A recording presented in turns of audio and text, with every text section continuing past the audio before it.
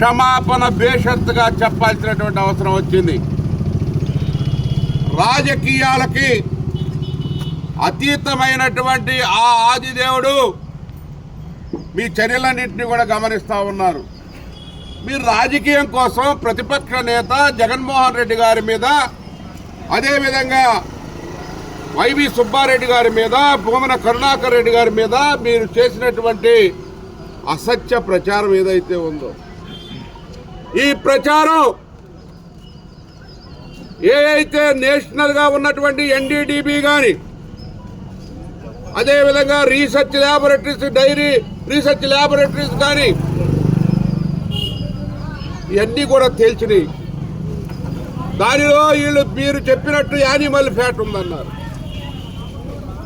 Animal fat లేదు అని SIT కానీ, అదేవిధంగా సుప్రీంకోర్టు కానీ తేల్చి చెప్పినటువంటి విషయాన్ని నో యానిమల్ ఫ్యాట్ అని గొంతెత్తి చెప్తే మీరు చేసినటువంటి రాజకీయం, మీ యొక్క అపవిత్ర కలయిక, మీరు ఏం చేశారు? చంద్రబాబు నాయుడు గారు తా అంటే తందాన అనుకుంటా గుడి మెట్లు గడుక్కుంటూ సనాతన అని చెప్పినటువంటి పవన్ కళ్యాణ్ ఈరోజు బేషరతుగా క్షమాపణ చెప్పాలి. ఏదైతే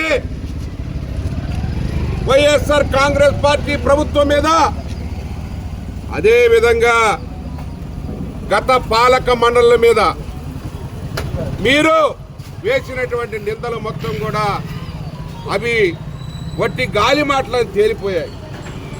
కావాలని రాజకీయం చేశారు. దేవుణ్ణి కూడా రాజకీయాలకు మీరు వాడుకుంటా ఉన్నారు. ఎన్డీడీబీ రిపోర్ట్ కానీ అక్కడ అసలు తేల్చేటటువంటి సంఘటన మీరు చాలా ఉంది. మీరు చెప్పినటువంటి అంశాలు ఏవి కూడా వాస్తవాలు కాదు. వాస్తవాలకు విరుద్ధంగా సత్య దూరమైనటువంటి అసత్య ప్రచారం.